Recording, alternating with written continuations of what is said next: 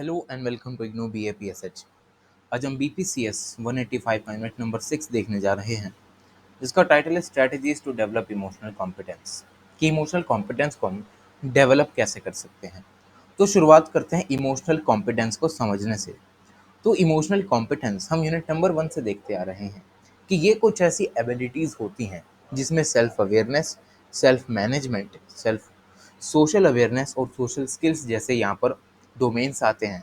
अगर एक इंसान इन सभी को यहाँ पर इनहेरिट कर ले तो वो अच्छे से सफिशिएंट वे में हमारी जो लाइफ है वो उसको इफ़ेक्टिवली यहाँ पर हैप्पी बना सकता है या सेटिस्फाइड लाइफ जी सकता है।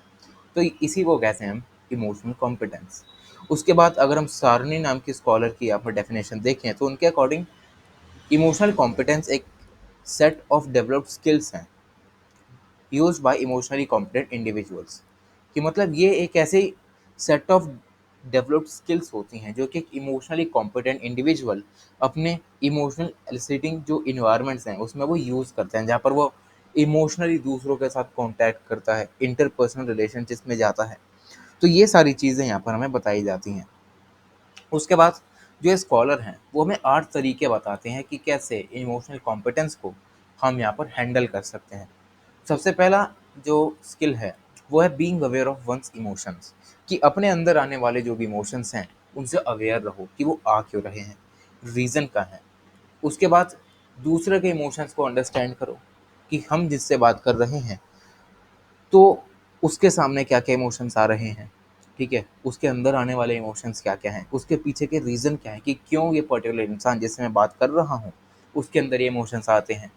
फिर है कि हमें वोकैब्युलरी को अच्छे से यूज़ करना चाहिए इमोशन और एक्सप्रेशन की, कि जो फॉर एग्ज़ाम्पल हमें गुस्से का इमोशन आ रहा है, पर उसका एक्सप्रेशन हम हँस के दे रहे हैं, तो ये भी सही नहीं होता। तो इमोशंस के लिए हमें प्रॉपर वोकैब्युलरी और एक्सप्रेशंस का यूज़ करना चाहिए। फोर्थ है कि हमें एम्पैथेटिक एनवायरनमेंट रहना चाहिए कि हम बिना दूसरों को ठेस पहुंचाए अपने इमोशंस को उनके सामने रख सकें। फिर है कि हमें ये देखना चाहिए कि फैक्टर्स क्या-क्या हैं इमोशंस के आने के, इंटरनल फैक्टर क्या-क्या हैं, इमोशनल एक्सपीरियंस क्या है, एक्सटर्नल फैक्टर क्या-क्या हैं। तो ये सारी चीज़ें 5th पॉइंट में आती हैं। 6th में क्या है कि अगर ऐसी सिचुएशन आए जो कि हमारे कंट्रोल से बाहर हो, तो हम इस सिचुएशन को कैसे हैंडल करें, वो सब यहाँ पर हमें बताया जाता है। 7th है कि हमारी जो इमोशनल जो कम्युनिकेशन है, उससे हमें अवेयर रहना चाहिए। फिर उसके बाद जो इमोशनल सेल्फ एफिशिएंसी है, हमें उसकी भी यहाँ पर डेवलपमेंट करनी चाहिए। मतलब हम अपने आप में अंदर आने वाले जो भी इमोशंस हैं, उनको अच्छे से कंट्रोल करें, मैनेज करें, उन्हें यूज़ करें। ये सारी चीज़ों को देखकर ही एक इंसान यहाँ पर इमोशनली कॉम्पिटेंट बन सकता है। तो ये बात होती है हमारी यहाँ पर इमोशनल कॉम्पिटेंस की। अब बात करते हैं हम इमोशनल इंटेलिजेंस के। इमोशनल इंटेलिजेंस क्या-क्या होता है?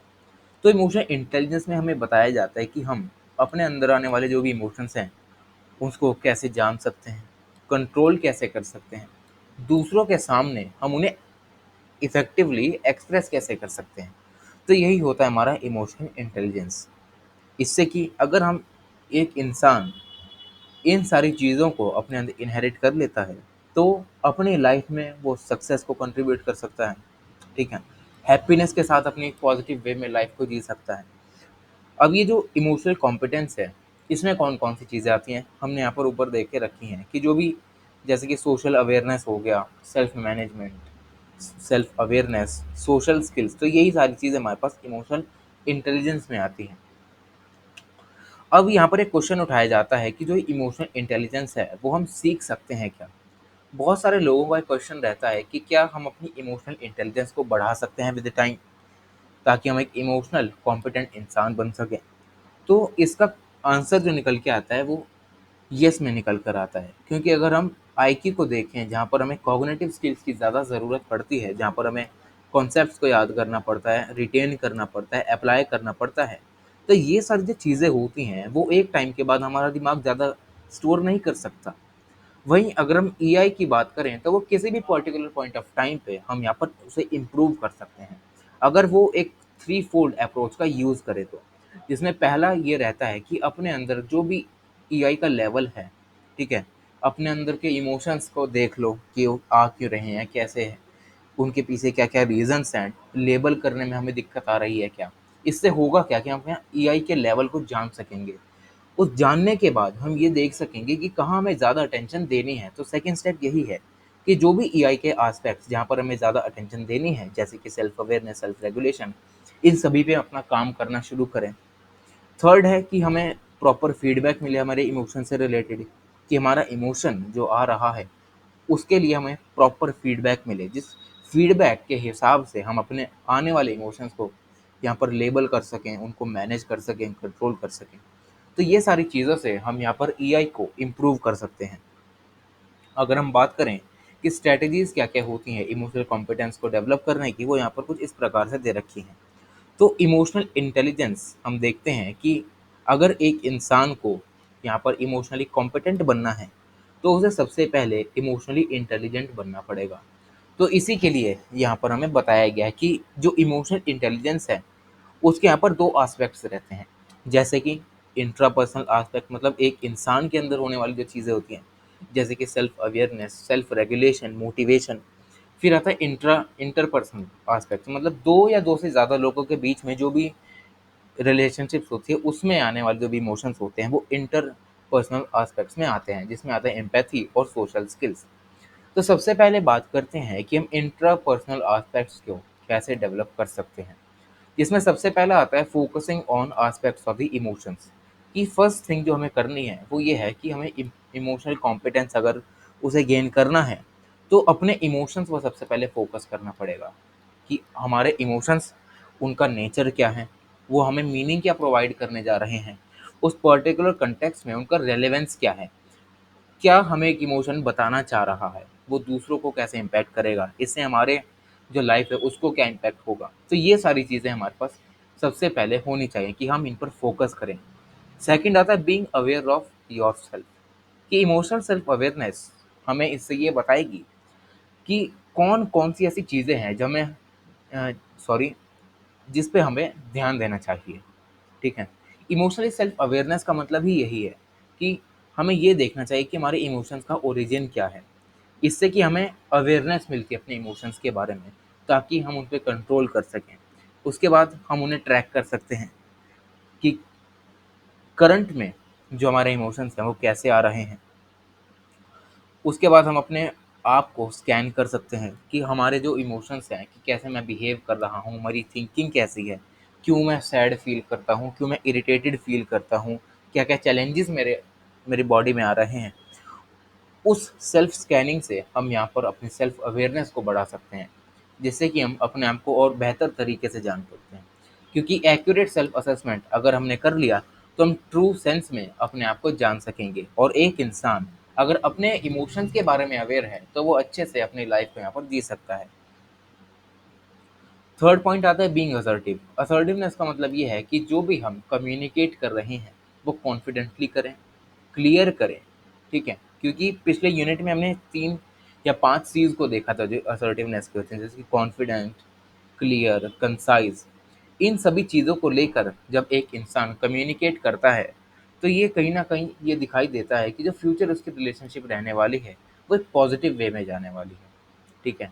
जो भी वो कम्युनिकेट करे दूसरों से वो कॉन्फिडेंटली करें, क्लियरली चीज़ों को एक्सप्रेस करें, ठीक है? और कंसाइज़ वे में एक्सप्रेस करें, और अच्छी तरीके से अपनी कम्युनिकेशन को मैनेज करके रखें, ताकि जो हमारी इंटरपर्सनल रिलेशनशिप है वो यहाँ पर बनी रह सके।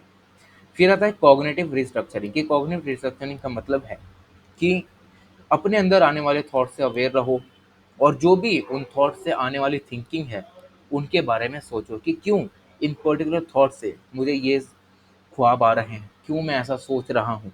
ये सारी चीज़ें कॉग्निटिव रिस्ट्रक्चरिंग में आती हैं। फिर आता है बीइंग माइंडफुल, कि अपनी स्टेट के बारे में समझ लो कि हम कैसे अपने आप को डेवलप कर सकते हैं सेल्फ कंट्रोल को पाने के लिए, हम अपने इमोशंस को कैसे रेगुलेट कर सकते हैं। क्योंकि अगर कोई इंसान माइंडफुल नहीं है, ओपन माइंड के साथ वो चीज़ों को नहीं समझता, तो वो स्ट्रेस में जाने जाने लगता है। तो स्ट्रेस इसी वजह से आता है कि हम माइंडफुल नहीं होते, हमें अपने थॉट्स का ही नहीं पता लगता, हमारी फीलिंग्स क्या आ रही हैं हमें इनका ही नहीं पता लगता। तो इसलिए हमारे लिए इम्पोर्टेंट है कि अब अपनी फीलिंग्स को चेक करते रहें, अपने थॉट्स को चेक करते रहें ओपन माइंड के साथ। जो भी पॉजिटिव थिंग्स आ रही हैं, नेगेटिव थिंग्स आ रही हैं, उनको आने दें, ताकि हम उन्हें फर्दर अच्छे से एनालाइज कर सकें और गोलमैन तो ये भी कहते हैं कि हमें अगर ऐसी कोई सिचुएशन आती है जो हमारे कंट्रोल से बाहर जाए, तो हमें उसको इमोशनली हाईजैक कर लेना चाहिए। मतलब हमें उस लेवल पर अपने आप को लेके जाना है कि जो भी इमोशंस हमारे पर हावी हो रहे हैं, हम उनको अपने ऊपर हावी ना करने दें। तो ये सारी चीज़ें हमारे पास माइंडफुलनेस में आती हैं। सिक्स्थ कंसेप्ट है हमारे पास बीइंग रेजिलिएंट। रेजिलियंस का मतलब ये है कि कोई भी डिफ़िकल्ट सिचुएशन अगर हमें आती है कोई लाइफ में, या कोई भी एडवर्सिटी हम फेस करते हैं, तो वो हमारे लिए सेटबैक ना बने, हम उससे बाउंस बैक कर जाएँ। इससे कि हमारी स्ट्रेंथ अप्रोच का पता लगता है, ताकि हम कोई भी हमारी नेगेटिव चीज़ आ रही है कि क्यों हम इस पर्टिकुलर सेटबैक से आगे नहीं बढ़ पा रहे, वो हमें पता लग जाती है।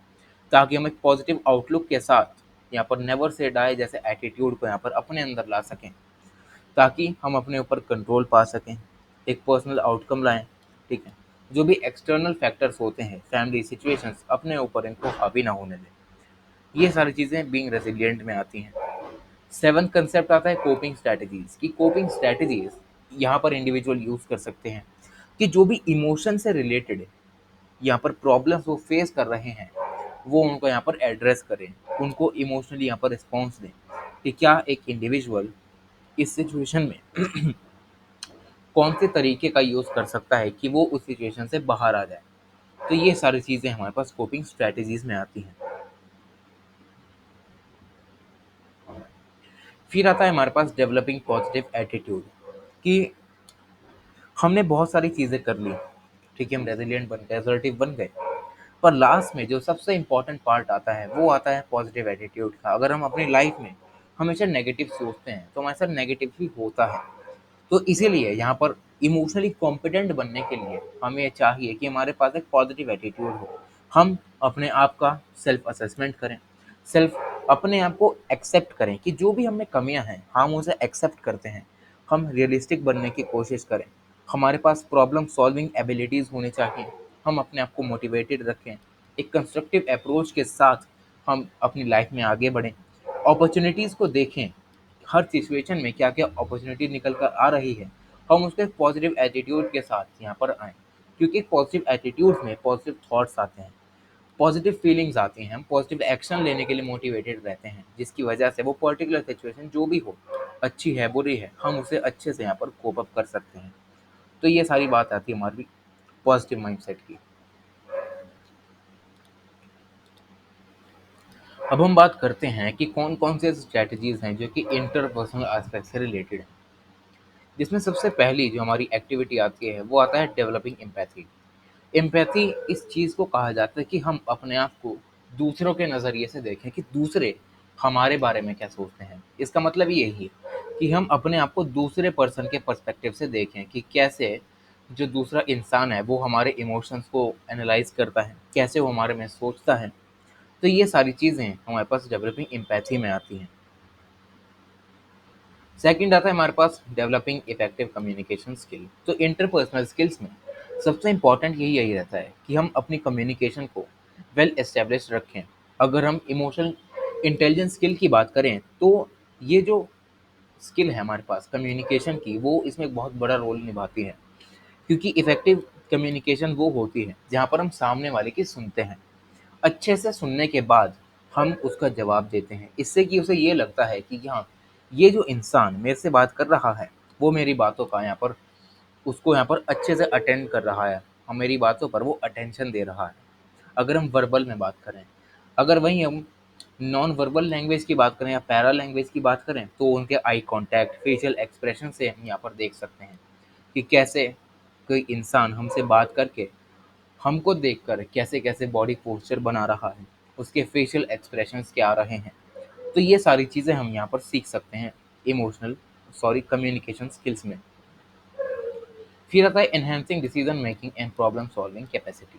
कि प्रॉब्लम सॉल्विंग अगर हम इमोशनल इंटेलिजेंस की बात करें, तो उसका मतलब यही है कि हम जो भी आने वाली प्रॉब्लम्स हैं उनको पहले आइडेंटिफाई करें, उनको डिफाइन करें कि वो जनरेट कहाँ से हो रही हैं, और जनरेशन होने के बाद उनके इफ़ेक्टिव सॉल्यूशंस को अपने फुल पोटेंशियल के साथ इम्प्लीमेंट करें।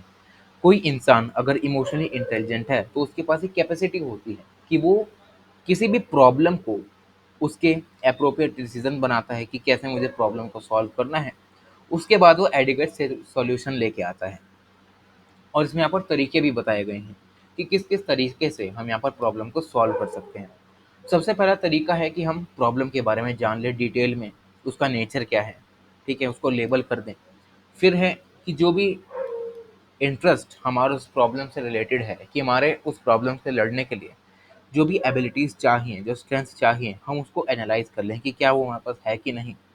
थर्ड है कि हम उसे ये देखें कि प्रॉब्लम ये आई क्यों है, इसके पीछे के रीजंस क्या क्या हैं। फिर आता है सेल्फ रेगुलेशन का, कि हमारे पास सेल्फ रेगुलेशन की एबिलिटी होनी चाहिए, क्योंकि एक पर्टिकुलर सिचुएशन में अगर हम अपने आप को सेल्फ रेगुलेट नहीं कर पा रहे हैं, हम अपने इमोशंस को ओवरफ्लो होने दे रहे हैं, तो हम उस पर्टिकुलर प्रॉब्लम को कभी सॉल्व ही नहीं कर सकते। तो इसीलिए हमारे पास सेल्फ रेगुलेशन की भी एबिलिटी होनी चाहिए। उसके बाद एक ऑप्टिमिस्टिक थिंकिंग होनी चाहिए, मतलब बहुत सारे ऑल्टरनेटिव में से एक चुनिंदा जो परफेक्ट इसके लिए सॉल्यूशन बैठता है वो हमें यहाँ पर कल्टीवेट करके लाना चाहिए। क्रिएटिव थिंकिंग को एनहेंस करना चाहिए। वेरियस प्रॉब्लम सॉल्विंग स्ट्रैटेजीज का यूज़ करना चाहिए, जैसे ये एल्गोरिदम्स हो गए, बहुत सारी ऐसी टेक्निक्स हो गई। तो ये सारी चीज़ें हम यहाँ पर प्रॉब्लम सॉल्विंग यहाँ पर देख सकते हैं। फिर आता है डेवलपिंग कॉन्फ्लिक्ट मैनेजमेंट स्किल्स, कि कॉन्फ्लिक्ट ये देखते हैं कि सबसे पहले अराइज क्यों होता है। जब दो लोग आपस में बात करते हैं तो कभी-कभी ऐसा हो जाता है कि कॉन्फ्लिक्ट आने लगता है। जब सामने वाले को ये लगे कि हम उसे इग्नोर कर रहे हैं, उसकी बातों को सप्रेस कर रहे हैं, उसकी बातों की कोई वैल्यू नहीं समझ रहे हैं, बस सुनते जा रहे हैं, कोई जवाब नहीं दे रहे हैं, तो इसी वजह से जो सामने वाला है वो कभी-कभार एग्रेसिव बन जाता है। क्योंकि उसे लगता है कि ये तो मेरे में इंटरेस्ट ही नहीं है, कि तो क्यों मैं इससे बात कर रहा हूँ। तो इसी वजह से जो हमारा आउटकम है वो अनप्रोडक्टिव निकलता है। हमारी रिलेशनशिप्स टूटने लगती हैं। तो इसीलिए हमारे लिए इम्पोर्टेंट बन जाता है कि हम अपने आप में एक असर्टिव मैनर में कुछ ऐसी कॉन्फ्लिक्ट मैनेजमेंट की स्किल्स डेवलप करें, ताकि फर्दर जो आने वाले कॉन्फ्लिक्ट्स हो सकते हैं वो हम उन्हें आने से पहले ही उन्हें ख़त्म कर दें। इससे होगा क्या कि हमारे रिलेशनशिप्स में कोई भी यहाँ पर दरार नहीं बनने की, रिलेशनशिप्स अच्छी बनी रहेंगी वर्क प्लेस में या फिर इंटरपर्सनल रिलेशनशिप्स में देखे जाएँ तो।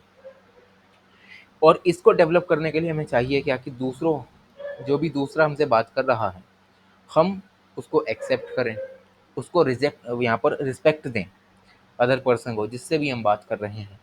इसी से हम यहाँ पर कॉन्फ्लिक्ट मैनेजमेंट का कर सकते हैं। तो यही था इस यूनिट में। Thank you so much.